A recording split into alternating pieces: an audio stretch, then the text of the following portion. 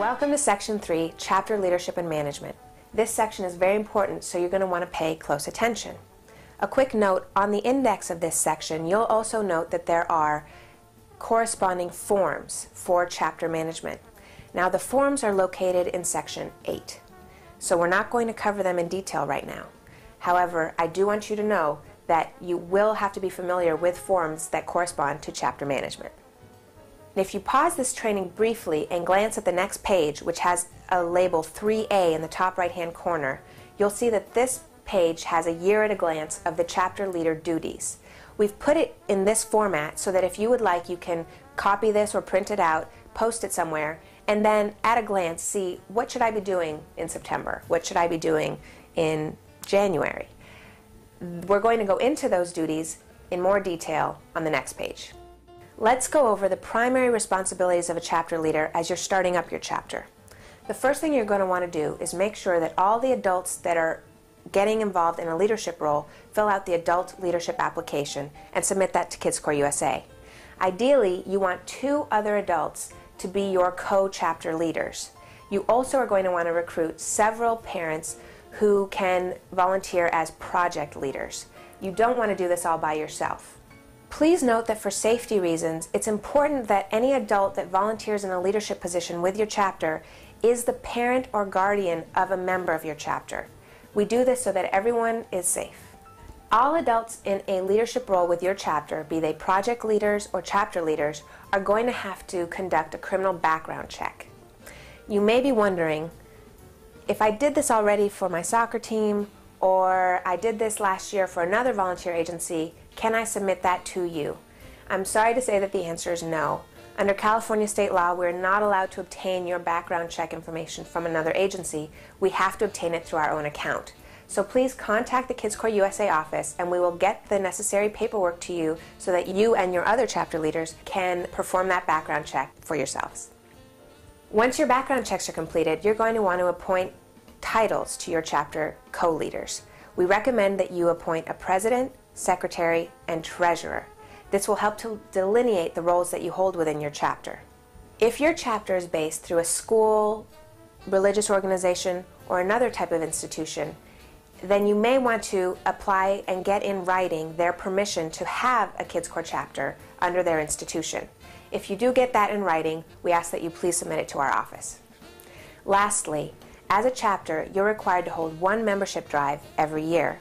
We recommend that this correspond with the beginning of our membership year, which is September. And it also nicely corresponds with the beginning of the school year. So, what you want to do is somewhere in the middle of September, organize and host a membership drive. We're going to go into that in a little more detail later. In regards to your ongoing chapter leader duties, here are some important points to remember. If your chapter is having trouble staying above 10 members, please contact our office and we can come up with some suggestions for you that will help you boost your membership above 10. We do consider a chapter to be a group of 10 or more members, so anything below that, contact us and we'll help you out. It's also very important that you maintain an accurate roster of your chapter members.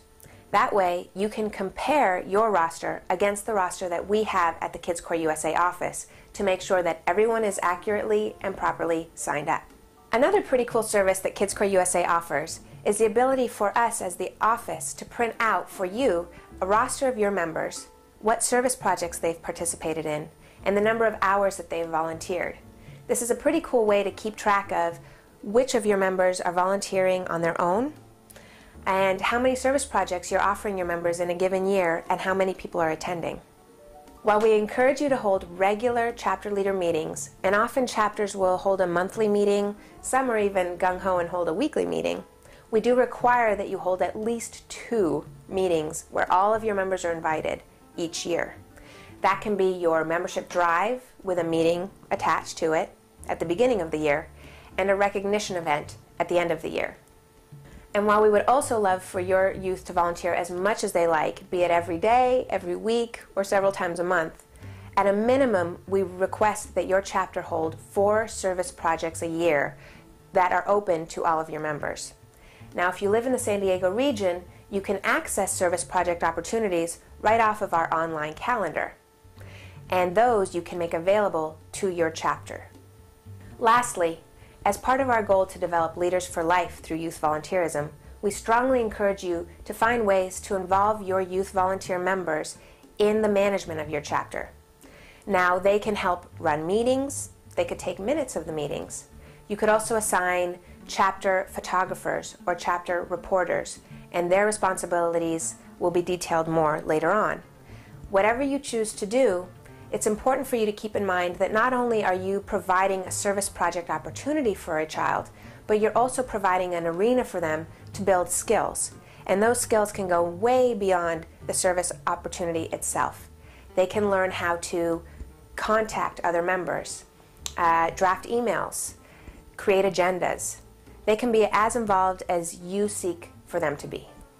Please pause this training to read through the next page, labeled 3C in the upper right-hand corner, what the Kids Korps office does for you. This page outlines the way in which our Kids Korps office provides services that assist you in managing and running your chapter. Again, as I mentioned earlier, the primary person that you're going to want to contact at the Kids Korps office is the program director. She or he will be able to provide you with expert assistance on how to organize your meetings and plan and deliver service projects. Please pause this training to read through the next page labeled 3D, Chapter Finances.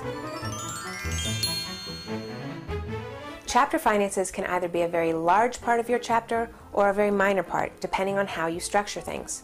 If your Kids Korps chapter raises in excess of $200, please contact the Kids Korps USA office so that our bookkeeper can manage those funds for you. The ways in which you might raise more than $200 are if your chapter decides to hold a fundraiser or if you impose chapter dues in addition to the Kids Korps USA membership fee. Please contact our bookkeeper to discuss this option further, because you will need to know about how to get reimbursements and how to track your funds properly. If you're wondering why you can't maintain your own bank account with your Kids Korps funds, there's an important reason behind that. As a 501c3 nonprofit, Kids Korps USA must conduct a yearly audit, and your funds factor into our audit. They're considered part of the funds that Kids Korps USA holds. If we don't have access to that money and we don't know how much you've raised, this can create a very large logistical problem for us in conducting our audit. Remember, if you have any questions about finances or if you want to hold a fundraiser but you're not sure, it's very important that you contact the Kids Korps USA office to discuss this first. Please pause through this training to turn to the next page labeled 3E, Build Your Support Network. As the chapter leader, it's your responsibility to maintain and run your chapter. However, we strongly encourage you to bring others in to help you in this capacity. We especially encourage you to find ways for your youth members to become involved. Although you'll have the urge to do it yourself because you can do it faster and maybe a little bit better, take a step back, and it may take a little bit longer. The effect may not be exactly what you had in mind, but through the process of managing the chapter with you, your youth members will learn a valuable lesson. Please pause this training to read through the next 2 pages labeled 3F, Chapter Policies and Guidelines. This section is pretty big, but it's also very important. Please take the time to thoroughly read the Kids Korps policies and guidelines, as they will help you to effectively manage your chapter. There are some key points for you to consider. No one may volunteer at a Kids Korps USA service project unless they have completed and submitted a Kids Korps membership application. Again, this is very important because people who have not become members of Kids Korps USA are not covered under our liability insurance.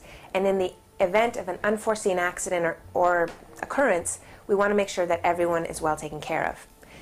If a child were to arrive at a service project and they are not a member, then there are 2 steps that you can take. The first is to have on hand membership applications, and if that child arrived with their parent or guardian, you can sign them up on site. If they did not arrive with a parent or guardian, say they came with a friend, they're staying at that person's house, and they came along, then you have to make sure that they do not participate in the service project. Ways that you can do this is by asking that youth to stay with you and help you in a leadership role by making sure that everyone's signed in. Another thing that you can do is ask that child to observe and then later on report back to you what they saw that they felt was great about that service project and what could have been a little bit better. That way they're still engaged, but they're not actively participating. It's also very important that your youth and adult volunteers sign in and sign out at every service project. This helps us to ensure their safety by being able to account for every member before and after a project. Remember, youth under the age of 12 may only sign out in the presence of their parent or guardian. If you have teen volunteers that are older than 12, they can sign themselves out as long as the project leader is comfortable with that situation. In the spirit of building positive and helpful youth volunteers, it is important that all of our members, be they youth or adult, abide by certain behaviors. There are two that I want to point out to you that we strongly ask you not to, as the adult project leader or chapter leader, engage in these behaviors. The first is shaming. If your child or a volunteer at your project is behaving in an unacceptable manner, we ask that you please not shame them as a way to correct that behavior. The second behavior of yours as an adult that we ask you not engage in is withholding of anything such as water, food, or basic needs. But sometimes if a youth is behaving inappropriately, we may say, sit down and you can get your snack later. And we ask that you please not engage in that type of behavior, as withholding is not an acceptable form of corrective action. Instead, what you can do is model the behavior that you wish to see in the child and ask them to act in such a way. The last point in Chapter 3, Policies and Guidelines, that we want you to be aware of is that Kids Korps USA liability insurance does not cover transportation to and from service projects. So you don't want to do something like organize a Kids Korps carpool, because in the event of an accident, liability would not cover that, and the driver would be responsible for everyone in the car.